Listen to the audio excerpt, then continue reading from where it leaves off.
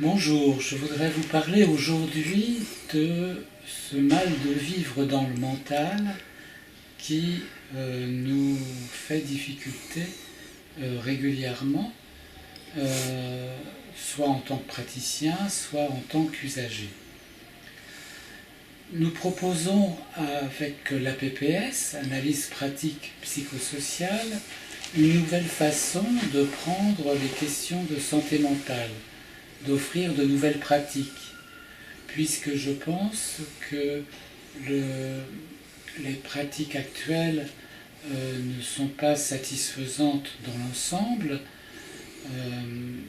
héritées en cela soit d'une morale du XIXe siècle, comme les catégories névrose, psychose et perversion, soit héritées du DSM, qui était basé quand même sur le profit des laboratoires pharmaceutiques et l'utilité des médicaments uniquement, c'est-à-dire donc une base qui ne respecte pas la question humaine sociale, et que ces deux caractéristiques, soit héritées du XIXe siècle, soit plus modernes avec la pharmacologie du cerveau,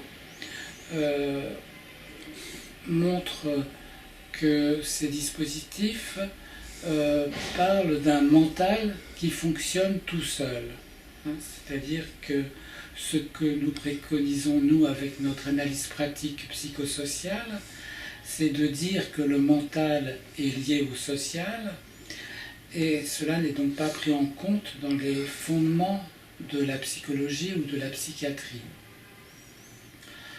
À ce sujet, je dirais justement l'importance du philosophe Georges Politzer, qui, dans ses articles de 1930 à peu près, les fondements de la psychologie, note: la psychologie ne détient nullement le secret des faits humains, simplement parce que ce secret n'est pas d'ordre psychologique.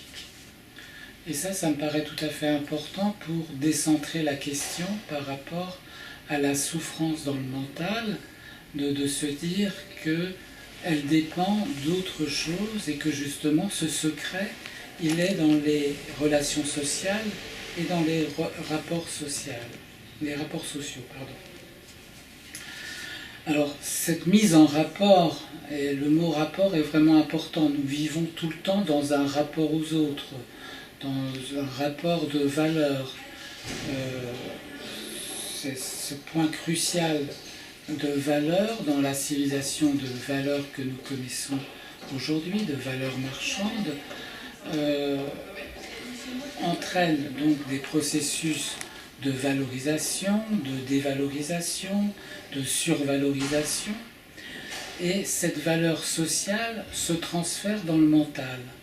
Voilà un petit peu notre secret, en quelque sorte, à la PPS, notre caractéristique, savoir qu'il y a un transfert du social dans le mental. Ces valeurs sociales concrètes sont donc matérielles et historiques, c'est-à-dire qu'elles vont avoir avec l'histoire de la personne, et également ont une matérialité, et que justement les mots, les images, les ressentis corporels sont ces valeurs concrètes que nous portons, en partie donc à notre insu. Que c'est à partir de là qu'on va retrouver des valeurs de bien-être, des valeurs supplémentaires de bien-être, ou au contraire une valeur de moins-être, une valeur négative et péjorative de moins-être. Donc il est important de voir que le rapport social que nous avons avec les autres est pris dans ce système de valeurs personnelles et qui vont rentrer en commun et aussi en différence avec les autres. Il ne s'agit pas de valeurs morales, mais encore une fois, de valeurs portées par notre histoire et de valeurs tout à fait matérielles. Les mots, c'est une sonorité avec une signification, les images nous captent, et les ressentis corporels traduisent nos émotions. C'est donc du concret, du matériel. Et là, je reviens aussi sur Georges Politzer qui privilégiait une psychologie concrète. Et nous allons dans le sens d'une psychothérapie concrète. Nous mettons l'accent sur le faire. Qu'est-ce que nous faisons ? Qu'est-ce que nous faisons dans la vie quotidienne ? Et que dès lors où ce faire est mis dans le commun du social, il va se dédoubler. Il ne va pas rester avec une signification unique. Le faire va diviser, va prendre une signification sociale qui va donner des contradictions. C'est-à-dire que nous sommes pris dans des contradictions de manière évidente tout le temps. Ces contradictions sont dans le mental, mais viennent du social, de ce que nous faisons et de ce que nous voulons faire, comment il y a une contradiction entre la force de vouloir faire quelque chose et puis la façon dont nous sommes empêchés de le faire, comment le moyen de produire ce faire est entravé pour différentes raisons. Donc le travail sur la souffrance dans le mental va porter déjà sur ce faire-là, qu'est-ce que nous faisons, qu'est-ce que nous ne pouvons pas faire, comment la possibilité de faire est entravée, comment la puissance de faire, la possibilité de faire est entravée. Donc il y a comme cela un binaire qui se met en place de fonctionnement entre la privation et la puissance. Comment nous sommes privés de faire, comment nous avons cet idéal de puissance au sens de pouvoir faire, la possibilité de faire.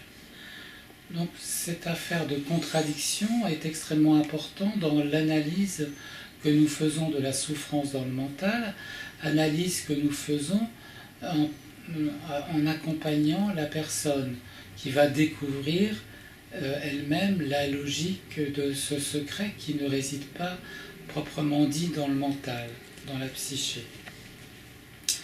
Alors c'est avec la transidentité, avec ce qu'on appelle la transidentité aujourd'hui, c'est-à-dire donc soit un homme qui pense être femme, a un ressenti féminin et va devenir femme, ou l'inverse, ou bien aussi la transidentité non binaire, d'être avec à la fois une partie féminine parfois et une partie masculine de genre, c'est-à-dire donc de pouvoir travailler sur la valeur du genre.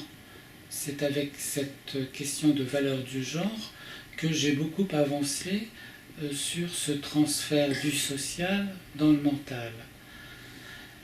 C'est-à-dire que là, nous avons une caractéristique également de notre façon de voir à la PPS, analyse pratique psychosociale, qui est que la transidentité n'est pas vue comme une maladie, bien évidemment, mais n'est pas vue comme un déficit, mais qu'au contraire, elle nous enseigne sur la vie humaine en général, sur la vie humaine universelle. C'est-à-dire que ces valeurs de genre nous apportent beaucoup sur d'autres valeurs humaines qui comprennent donc ces valeurs des mots, ces valeurs des images, ces valeurs des ressentis corporels.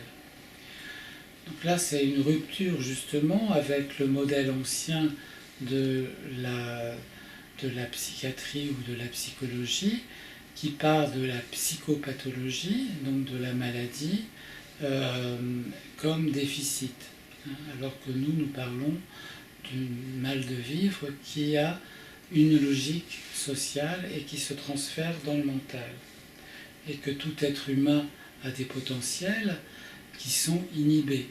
et que ça n'a rien à voir donc avec le concept de maladie déficitaire qui renvoie quand même à ce déficit à un peu la question du sous-homme, question cruciale du XXe siècle.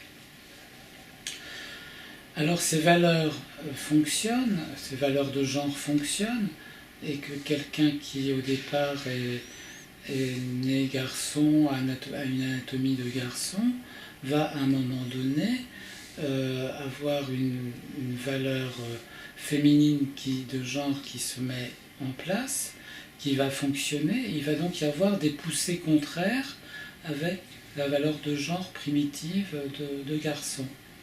Et on peut, à partir de là, l'étendre à des tas de problèmes qui touchent la souffrance dans le mental, que ce soit les obsessions, que ce soit les délires, que ce soit les hallucinations, que ce soit les dépersonnalisations, un tas de phénomènes qui sont interprétés de façon psychopathologique par la thérapie classique, et que nous prenons au contraire comme des valeurs d'expression, de vie, de potentiel à transformer, en partant justement des poussées contraires. Il y a des poussées qui poussent vers la vie et d'autres qui entravent. Il faut pouvoir repérer cela avec la personne elle-même, qui comprend de ce fait dans quelle logique est-elle prise à son insu. Il ne s'agit pas de trouver de causalité, il n'y a pas de causalité psychique, mais il y a une logique de vie sociale, des rapports sociaux, des conditions sociales qui vont se transférer dans le mental. Le traumatisme pour cela est un bon exemple. Quelqu'un qui est traumatisé va avoir dans son mental le reflet de ce traumatisme qui est aussi un traumatisme social, qu'il s'agit de ne pas prendre finalement le modèle médico-chirurgical du traumatisme, de la fracture à réparer. Il s'agit au contraire de prendre une autre base que celle du traumatisme. L'autre base, c'est de pouvoir transformer ce traumatisme, de pouvoir y donner toute sa valeur dans le rapport social. Rapport d'impuissance, rapport de blessure, rapport de sensibilité, rapport avec l'image, là encore, avec la façon d'être nommé et vu par les autres. C'est à partir de cette base-là que nous pouvons vraiment transformer la vie et transformer le mal de vivre dans ce mental. Alors, valeur des mots, valeur des images, valeur des ressentis.